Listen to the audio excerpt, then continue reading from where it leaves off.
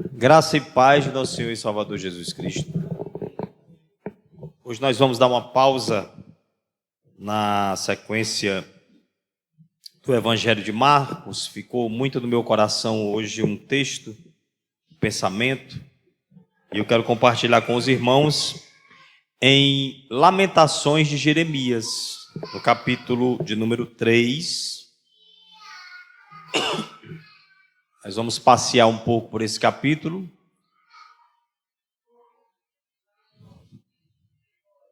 E que o Senhor nos dê da sua palavra, nos dê do seu ensino, nos dê da sua repreensão. A repreensão do Senhor, ela é remédio para a nossa alma. Salvação, ela é conforto para os nossos ossos. Como diz a linguagem bíblica, que nós não nos perturbemos com a repreensão do Senhor.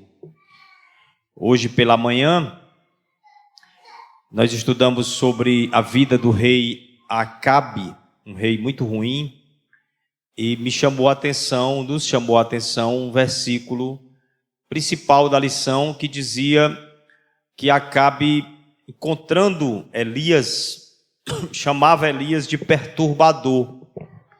Dizia: és tu o perturbador de Israel, né? Você que está perturbando a Israel, porque na verdade ele queria dizer é que ele estava se sentindo perturbado por Elias. E o que nos chamou a atenção foi o seguinte, é que às vezes quando alguém está caminhando errado, às vezes quando alguém está caminhando no pecado, sim, porque nós somos daqueles que acreditam que existe o certo e o errado. Nós ainda acreditamos nisso.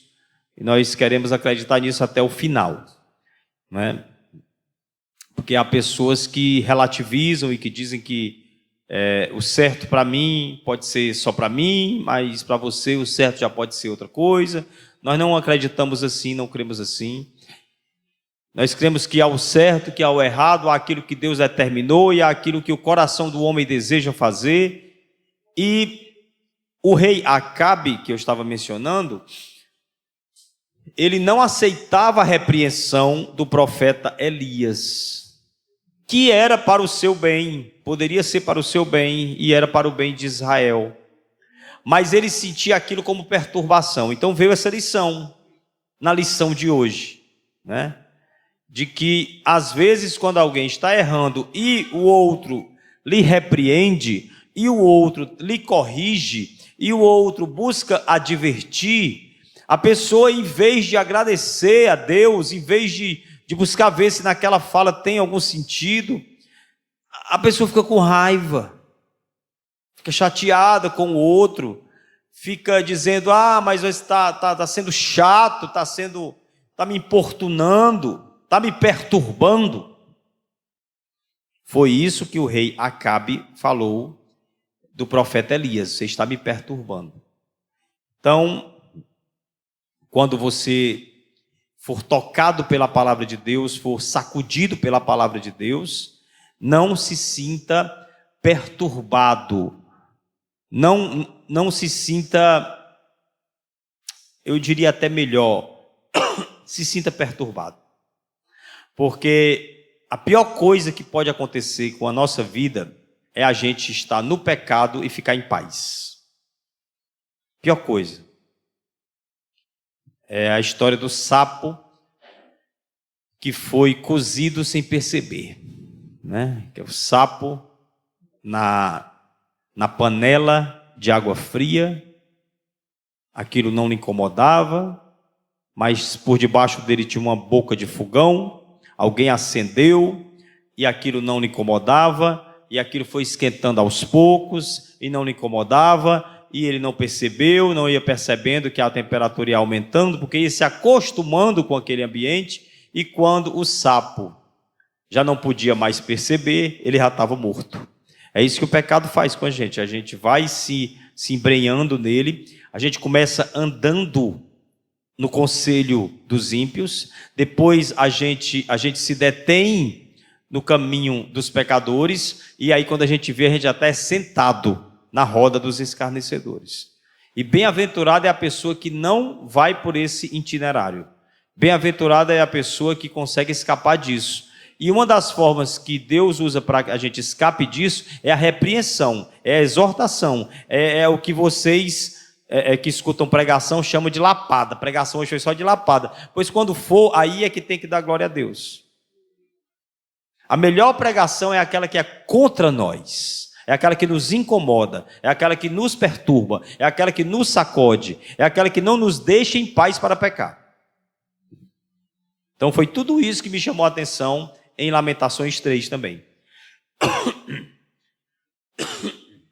O contexto de Lamentações 3 é o povo massacrado. Que povo? O povo de Israel. Mais especificamente de Judá, do reino de Judá. Houve um tempo que o reino de Israel era um só. Davi governava um reino só. Salomão governava um reino só, mas depois o reino foi dividido, aí ficou Israel de um lado, Judá do outro, norte e sul. E aqui é o reino do sul. O reino do norte já tinha se acabado. Não houve um rei que prestasse ali, e eles já tinham sido consumidos por outros impérios. Mas o reino do sul persistiu ainda por uns 200 anos praticamente. E no ano 586 antes de Cristo, 586 anos antes de Cristo, portanto, há mais ou menos 2.600 anos atrás, né, aconteceu essa história em que Deus permite que pelos pecados de Judá houvesse ali uma invasão de um rei chamado Nabucodonosor, que assolou, que massacrou, que torturou, que violentou, que escravizou, que exilou, que capturou o povo de Judá e levou para a Babilônia. Né? É dentro dessa história, desse contexto também que está a história de Daniel, que foi para lá, para a Babilônia, levado por Nabucodonosor. E o Jeremias começou a profetizar bastante tempo antes disso acontecer. Ele avisou, ele ficava avisando, se convertam dos seus maus caminhos, se rendam ao Senhor, até que chegou um ponto, agora não tem mais jeito, o Senhor decretou, vocês vão passar 70 anos na Babilônia. Está decretado, não tem para onde correr, Jerusalém vai sucumbir, como sucumbiu. Né? Os muros foram derrubados, queimados, as casas foram arruinadas, o templo de Deus foi destruído, os utensílios sagrados do templo foram levados e profanados por Nabucodonosor. Então foi uma coisa terrível. A gente pode dizer assim, esse pessoal tinha um problema sério, né? Bem sério. Mais sério talvez, ou mais profundo, sem a gente querer ficar também fazendo comparações, mas provavelmente mais sério do que o problema de qualquer um de nós aqui no momento. Nós temos problemas também. Nós temos preocupações, tribulações, aflições, angústias. E esse povo também tinha. E essa angústia era muito específica. Era a angústia por causa de uma invasão, de uma destruição. Imagine, irmãos, Fortaleza sendo invadida, sitiada, destruída. Seus filhos sendo levados, né? Você sendo torturado. Ninguém aqui nunca passou nem um décimo, nem um milésimo, nem um milionésimo disso. Mas eu sei que cada um dos que estão aqui, e dos que porventura estejam me ouvindo de outra forma, tem os seus problemas, tem as suas questões, tem as suas causas, tem suas preocupações. Todos os dias você pensa nelas, sim ou não? Todos os dias você pensa nos seus problemas. Todos os dias você se queixa. Provavelmente. Eu me queixo, provavelmente. A gente se queixa.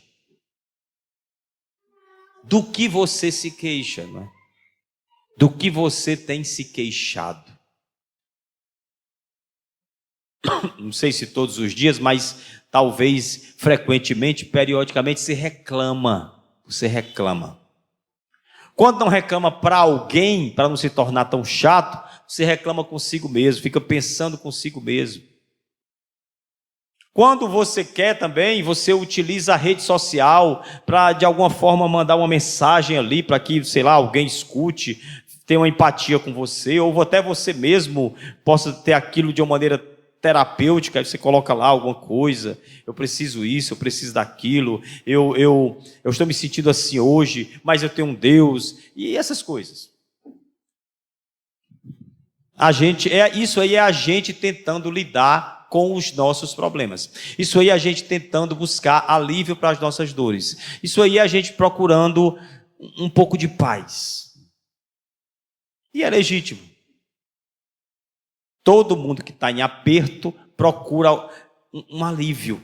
Afrouxa um pouquinho, né? Está muito apertado, está muito acochado. Como é que eu posso encontrar um caminho? Como é que eu posso encontrar um remédio? Como é que eu posso encontrar uma saída? Como é que eu posso encontrar uma solução? Eu estou magro demais. Não, eu estou gordo demais. Eu estou muito cansado. Eu estou trabalhando muito. Não, eu estou trabalhando de menos. Eu estou ganhando pouco dinheiro. Eu estou até com uma grana boa, mas eu estou com medo de perder. Meus filhos estão dando trabalho e os boletos estão chegando e eu não sei o que vai ser do futuro e como é que vai ser. E essa casa, eu estou morando de aluguel. Mas eu queria comprar uma casa, mas não está dando certo. Aí eu vou na caixa, aí tem um monte de documento. Aí tem que ter a esposa também e tem que fazer todo um procedimento. E agora um diagnóstico. Aconteceu uma doença e tem que ir no médico, tem que fazer exame, fura aqui, fura ali. É muita coisa na vida da gente, né? Muita coisa. Falei só uma pequena parcela. E vocês aí sabem o que é que vocês passam. Vocês sabem onde é que o sapato aperta. Porque o calo é de vocês. Eu tenho o meu, tenho os meus, vocês têm o de vocês, né? Eu sempre costumava dizer, desde as épocas de faculdade, que o pessoal dizia assim, criança não tem preocupação. Eu discordava, criança tem, esse menino aí tem preocupação. Ele tem preocupação, ele tem dores, ele tem angústias. Ele sente angústia, ou não sente, né? Algumas são bem injustas, mas ele sente. Fica angustiado, fica triste, fica preocupado. Desde que a gente nasce, a gente já nasce angustiado. Ou aquela cara que você vê do bebê chorando, parece uma cara de felicidade? Parece uma cara de alívio? Ali já tem angústia junto. Tem angústia. O pessoal fala, quando o menino chora, ou é fome, ou é sono, ou está com sede, ou está o quê? Com frio, ou está com calor, ou está com dor. Isso aí, meu irmão, não é motivo de preocupação dele, não? Um monte de coisa.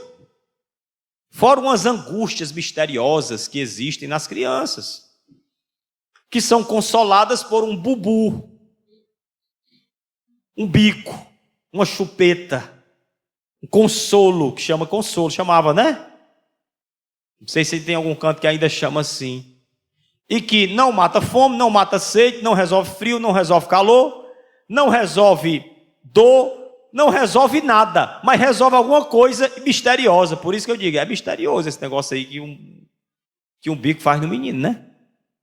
Coisas que mexeram com a cabeça do doutor Sigmund Freud. Mas isso aí fica para um outro momento, não é momento para isso. É só para provar que até uma criança de 1 ano e meio é angustiada. Tem angústia sim, 2 anos, 3 anos, 4 anos, 5 anos, toda idade tem angústia. Se você conseguir lembrar da sua vida pregressa, até o máximo que você conseguir lembrar lá atrás, você vai ver como você tinha preocupações. Não era com boleto, mas eram preocupações, né? Não era com o preço da gasolina, mas eram outras preocupações. Dito isso, a gente é levado a buscar espiritualmente a Deus para resolver nossas preocupações. Aí a gente clama e a gente reclama, 2 palavras parecidas, né? A gente clama e reclama, às vezes reclama muito mais do que clama. E nós ficamos nesse movimento de buscar de Deus resolução para os nossos problemas, ou de buscar de nós mesmos. resolução para os nossos problemas. Como assim? Assistindo um vídeo de alguém que possa nos orientar. Quem nunca deu um Google, né? Dar um Google. Isso é uma frase que há 30 anos atrás ninguém entenderia. Dar um Google? Tá louco, o que é isso? Quase todo mundo já deu um Google. O que é isso? Você vai lá e coloca lá no Google alguma pergunta, alguma questão que você pesquisa para tentar resolver. A pessoa acordou pleníssimo, pleníssima, o olho tremendo, começou a tremer. A pessoa bota lá no Google, o que é olho tremendo? Aí aparece lá um monte de coisa. Riscado aparecer até assim, tu só tem 6 meses de vida. E assim sucessivamente. A gente procura solução, conversa com um, conversa com outro, se ajeita, né? Tenta se ajeitar, tenta resolver. Quando a coisa está difícil, aí tome reclamar, as coisas não dão certo para mim, a minha vida é assim mesmo. Eu vejo os outros caminhando, eu vejo os outros crescendo, eu vejo os outros andando, como é que está a minha vida? O pessoal tem essas coisas. O pessoal tem essas coisas. E aí, busca a Deus em relação a isso, amém, glória a Deus, vamos buscar o Senhor. Problema nenhum nisso. Mas a questão é que talvez nós estejamos esquecendo de um pequeno, grande detalhe, que a gente vai ver nesse texto aqui. Provavelmente, rapidamente nós veremos. Porque acredito que uma boa parte do recado já foi dada. O terreno foi preparado para que o recado termine, né? O recado de hoje da palavra do Senhor. Vamos dar uma olhadinha no começo do capítulo 3. Eu quero chegar lá mais no final. O principal para mim aqui hoje é o final, mas eu quero dar uma olhada no começo, porque para você ter uma ideia do que Judá, o reino de Judá, o povo de Judá estava passando. Quando a gente começar a ler, você vai ver que é Jeremias que está falando, mas o Jeremias está representando todo o povo, e ele diz assim, ó: eu sou o homem que viu a aflição causada pela vara do furor de Deus. Então ele viu toda aquela aflição quando Nabucodonosor entrou em Jerusalém, e ele está atribuindo isso corretamente ao furor de Deus, a vara do Senhor corrigindo Judá. E aí ele diz no verso 2, ele me levou e me fez andar nas trevas e não na luz. Olha aí. Deus me arrastou para as trevas. Não são trevas no sentido espiritual. Jamais Deus colocará alguém nas trevas espirituais. Trevas no sentido de sofrimento. Certamente ele voltou a sua mão contra mim, sem parar, todo dia. Fez envelhecer a minha carne e a minha pele e despedaçou os meus ossos. Vão entendendo aí, vão sentindo aí o peso dessas palavras. Isso aqui é ele descrevendo o quadro que ficou Jerusalém, o reino de Judá, depois que Deus abriu as portas para o castigo, a punição. Construiu rampas de ataque contra mim e me cercou de amargura e dor. São sentimentos que estavam no profeta, que estavam na população, que nesse momento já estavam no exílio, já estavam na Babilônia, e que são sentimentos que também estão em vocês e em mim. Não é desconhecido, não são desconhecidos de nós os sentimentos de amargura e dor. Todo mundo aqui conhece e sente. Ele me fez habitar na escuridão, como aqueles que morreram há muito tempo. Às vezes a gente se sente assim. Ele me cercou de um muro já não posso sair, me sinto preso. Ele me prendeu com pesadas correntes, mesmo quando clamo e grito, ele fecha os ouvidos à minha oração. Situação pesada. Fechou os meus caminhos com blocos de pedra, fez tortuosas as minhas veredas. Meus caminhos não consigo mais andar direito. Está tudo dando errado.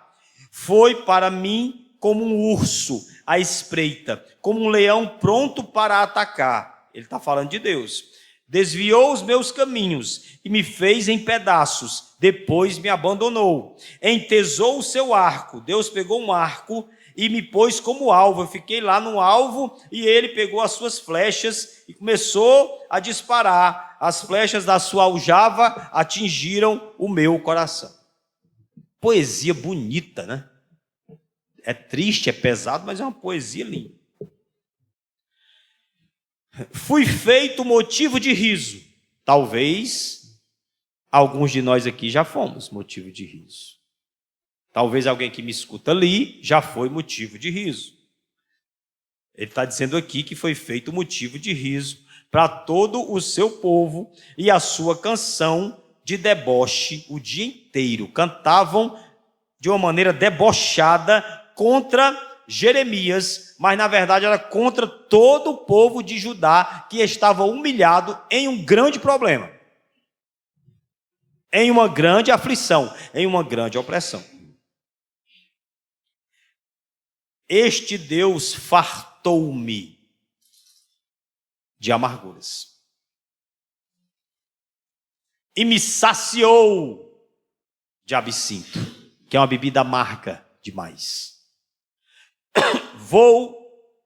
Quebrou os meus dentes nas pedras e cobriu-me de cinza. Já não sei o que é ter paz, hein? Essa frase aqui é uma frase atual. Virou meme, não é? Virou uma frase engraçada que muitas vezes por trás dela está uma verdade que a pessoa quer transmitir. Existe um meme ligado a uma frase que diz assim: o pobre não tem um dia de paz. Vocês já ouviram isso aí, né? Não tem um dia de paz. Então é uma coisa conhecida de nós. Já não sei o que é ter paz. E esqueci o que é desfrutar do bem. Meus irmãos que me ouvem, o meu objetivo é fazer com que vocês se identifiquem com isso aqui. São circunstâncias, situações totalmente diferentes. Nós não estamos no cativeiro da Babilônia, a nossa cidade não foi destruída, não é? Mas há coisas aqui que a gente pode se identificar. É um grande problema onde eles estão mergulhados, e nós também temos problemas em que nós estamos mergulhados. Quem sabe até grandes. Pode ser que no meio de nós aqui tenha pessoas com problemas grandes. Embora, olhando para isso aqui, a gente até diz assim, eu pensei que o meu era grande, mas nem é tanto assim. Esqueci o que é desfrutar o bem. Versículo 18. Então eu disse, não tenho mais forças, minha esperança no Senhor acabou. Jeremias chegou nesse ponto. Lembra-te da minha aflição e do meu andar errante, do absinto e da minha amargura. Parece que ele está orando agora, né? Parece que ele está orando. Quer dizer, ele já estava orando, mas ele estava falando o que Deus tinha feito. Agora ele está pedindo ajuda a Deus. Lembra-te da minha aflição e do meu andar errante, do absinto e da amargura. Minha alma continuamente se lembra disso e se abate dentro de mim. A minha alma se lembra disso e se abate dentro de mim. Você se identifica? Existe uma situação aí, um negócio aí, que quando a tua alma se lembra, ela se abate dentro de você? É possível que sim. O Jeremias também tinha isso. Aí ele dá aqui meio que uma saída interessante, bíblica, para quem está passando por isso. Coisas que você recorda e que fazem você se abater. Aí ele diz assim, então eu quero trazer à memória o que pode me dar esperança. Então, nos momentos em que a tua alma fica abatida por questões que te machucam, que te esmagam, traga à sua memória aquilo que pode te dar esperança. No caso dele aqui, ele emenda, e isso aqui é algo que pode nos dar esperança. O quê? As misericórdias do Senhor são a causa de não sermos consumidos, porque as suas misericórdias não têm fim. Amém? Já é para a gente se alegrar. Glória a Deus. Aleluia. Renovam-se a cada manhã. Aqui eu aproveito para dizer que não diga mais por aí que a palavra de Deus se renova. Que a palavra de Deus não precisa se renovar, porque o que precisa se renovar é aquilo que ficou velho. A palavra de Deus nunca fica velha, portanto ela não se renova. Ela é sempre atual, ela é sempre nova. O que se renova é nosso entendimento. E as pessoas às vezes confundem com esse texto, porque o texto diz não que a palavra de Deus, as misericórdias de Deus se renovam. Porque a misericórdia de Deus tem que se renovar mesmo, porque Deus é um ser que tem uma taça de ira e que tem uma medida de ira nessa taça. Vários textos do Antigo Testamento e que combinam com as taças do Apocalipse falam: o povo tal encheu a medida da taça da ira de Deus, aí não deu mais. Não teve tempo nem de renovar a misericórdia. Mas aqui Jeremias diz: com o seu povo, as misericórdias do Senhor não têm fim, elas se renovam a cada manhã. Lembre-se disso a cada manhã. Amanheceu vivo, misericórdia do Senhor se renovou sobre ti. É um dia para você andar na presença do Senhor. Não é um dia em que pode ser que as coisas deem certo. Eu quero proclamar que não é o dia em que pode ser que as coisas deem certo. Eu quero proclamar que é o dia em que você talvez, quem sabe, crie na sua mente eu ia dizer crie vergonha, mas crie consciência de andar nos caminhos do Senhor. Porque não interessa para nós, seguidores de Jesus de Nazaré, se as coisas vão dar certo ou não para nós. Interessa se a gente está andando nos caminhos do Senhor e fazendo a sua vontade. Ora, se Jesus disse aos discípulos que voltaram de uma missão, dizendo assim: nós curamos pessoas em teu nome, provavelmente ressuscitaram mortos, porque ele disse que vão lá, curem enfermos, ressuscitem mortos, expulsem demônios, anunciem o reino, e eles voltaram dizendo isso. Os demônios se submetem a nós, a gente manda o demônio sair. Provavelmente aqui dentro desse espaço não tem nenhuma pessoa que tenha tido uma experiência com um demônio mesmo de verdade, que é difícil de achar dentro de gente, viu? É difícil achar demônio dentro de gente, é difícil. Tá cheio de demônio por aí, mas assim dentro de gente possuindo é difícil, mas tem. Mas provavelmente ninguém aqui, provavelmente, ou talvez um ou outro, não sei, teve a experiência, e talvez não foi mais do que uma, de dizer assim: saia, e um demônio sair. E os discípulos tiveram, foi muitas experiências, era no rodo, era no atacado. Podia chegar o endemoniado que fosse, eles diziam: saiam em nome de Jesus, saia na hora. Tinha negócio de ficar suado, de pegar a cruz, de ficar lendo coisa em latim, saía na hora. E eles voltaram alegres, satisfeitos. Jesus, os demônios se submetem a nós. As doenças fogem das pessoas quando nós chegamos. Que coisa maravilhosa, nós somos os X-Men de Deus, Jesus.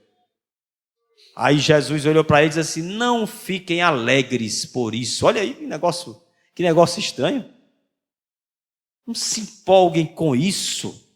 E era uma coisa espiritual, uma coisa maravilhosa, uma obras de Deus na vida dos outros. Mas ele ainda disse: mas isso ainda não é o motivo para vocês se alegrarem. Se vocês forem se alegrar em cima disso aí, no dia que vocês não expulsar um demônio, vocês vão se abater. No dia que vocês não conseguirem curar um doente, vocês vão se entristecer. Vocês têm que se alegrar por algo que não mudará. Não mudará. E o que é, Jesus? É que o nome de vocês está escrito no livro da vida. É nisso que tem que estar a alegria de vocês. É isso que define vocês. É o nome de vocês no livro da vida. São palavras de Jesus. Então as misericórdias do Senhor se renovam. Se alegre nisso. Toda manhã é uma oportunidade que você tem. De quê? De andar nos caminhos de Deus. De criar vergonha na cara. E deixar o pecado e andar com Deus. Amém?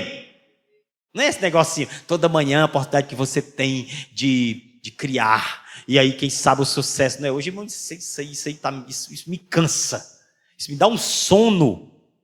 Eu sou meio sonolento. Isso aí me dá um sono tão grande. De novo, é a subutilização de Deus. Subutilização. O que é subutilização? Até Deus não é nem para ser utilizado. É você pegar Deus e rebaixá-lo, entendeu? Assim. Não vou dizer isso não, que eu já disse a repetir demais. Já está gravado. Ah, Senhor, grande é a tua fidelidade. Ele completa no versículo 23.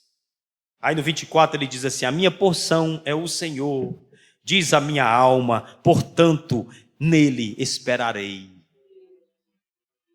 O Senhor é bom, o Senhor é bom, amém? O Senhor é bom. A minha situação está ruim, mas o Senhor é bom.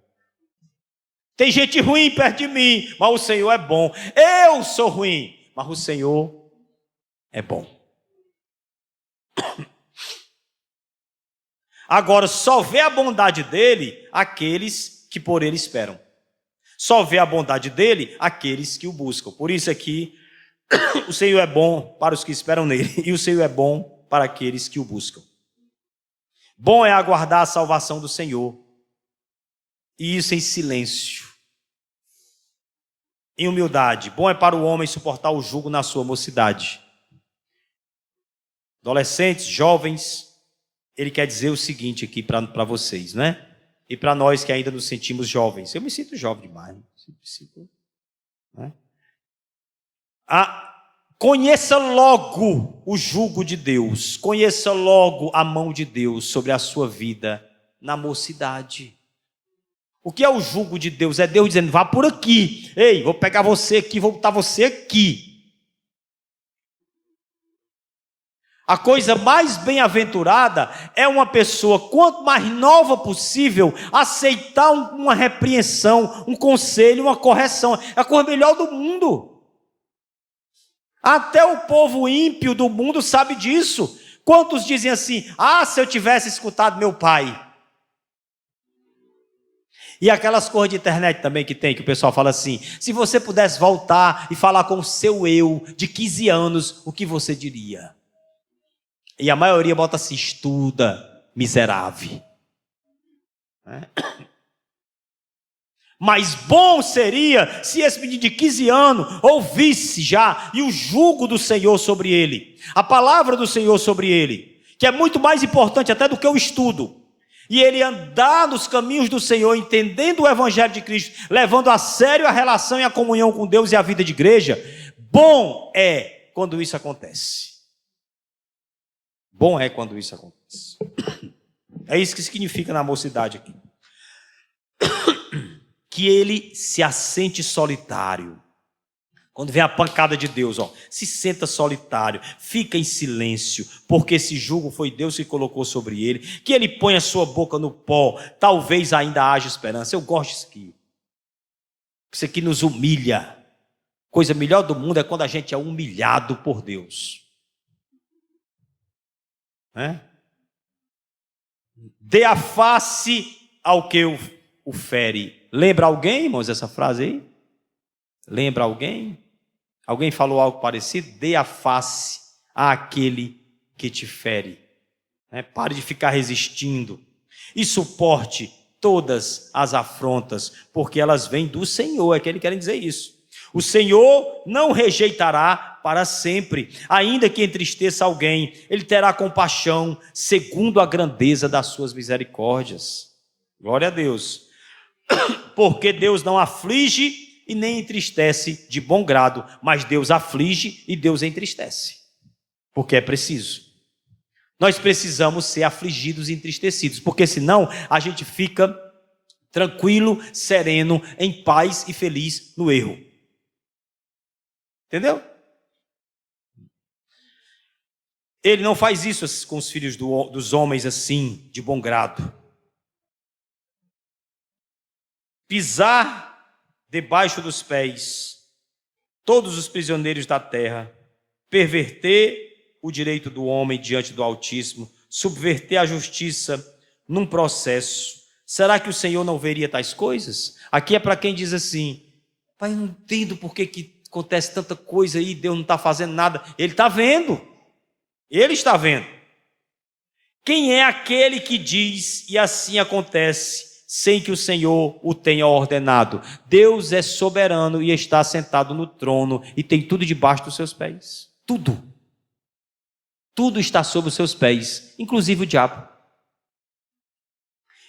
Por acaso não é da boca do Altíssimo que procedem tanto o mal como o bem? O mal aqui é o sofrimento, é a dor. Não é o mal, a maldade. Deus não pratica maldade. Aí agora vem o versículo principal para a gente encerrar. Por que se queixa o homem? Lembra do começo da pregação? Por que se queixa o homem? A gente se queixa todo dia de tantas coisas, mas não se queixa disso aqui.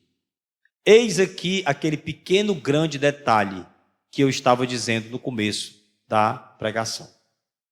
Esse é o pequeno detalhe que a gente esquece, porque a gente passa o tempo todo reclamando. A minha vida não dá certo, está faltando isso, está faltando aquilo. Olha aqui essa dor, olha aqui esse problema, olha aqui essa questão financeira, olha aqui essa questão familiar, olha aqui isso, olha aqui aquilo, olha esse meu sonho, olha esse meu plano, olha isso que não se realizou, e blá blá blá, e bebê, e tererê, e bico de pato. Mas a pessoa não para 5 minutos para se queixar dos seus próprios pecados. Ou será que você não tem pecado? Onde está a gaveta dos seus pecados que você não abre? E você só abre a gaveta dos seus sofrimentos. Todo dia, ninguém esquece de abrir a gaveta dos seus sofrimentos. Mas quase ninguém abre a gaveta dos seus próprios pecados. Examinemos bem os nossos caminhos e voltemos para o Senhor. Amém? Olha que coisa linda, resumidíssima, frases curtíssimas, mas poderosíssimas para nós. Aqui não se trata de uma pregação que tem o objetivo de despertar culpa em vocês. Vocês ficarem pensando, vou passar o dia todo pensando no meu pecado, vou me deprimir, porque eu sou um pecador miserável, desgraçado. Não é essa a intenção. A intenção é de te levar aos pés da cruz. A intenção é de te levar aos pés de Deus, que te convidou. Através dos profetas, ele convidou Israel, mas esse convite é extensivo a nós, igreja de Jesus, neste tempo. É um convite onde ele diz assim, vinde e argui-me. Na tradução da linguagem de hoje, é bem atual, diz assim, venha, vamos conversar. É Deus falando assim, venha, vamos conversar. Conversar sobre o quê? Sobre os seus pecados. Venha conversar comigo sobre os seus pecados. E eu vou cuidar de você, e eu vou te curar, e eu vou te purificar com o meu perdão, e eu vou te resolver, porque o problema mesmo que a gente tem só é um, e se chama pecado. O resto é coisa que os nossos pais nos passaram, porque os pais deles passaram para eles, porque a cultura passou para eles. No dia que caiu o homem e a mulher no Éden, surgiu uma cultura, e essa cultura foi repassada de cabeça para cabeça. Até hoje nós lutamos contra essa desgraça que veio da queda, e Jesus veio para nos salvar e nos libertar desse pensamento. E nós hoje, disse Paulo, nós temos a mente de Cristo. Que isso seja uma realidade nas nossas vidas, em nome do Senhor Jesus. Que o Senhor nos abençoe com a sua palavra. Amém e amém.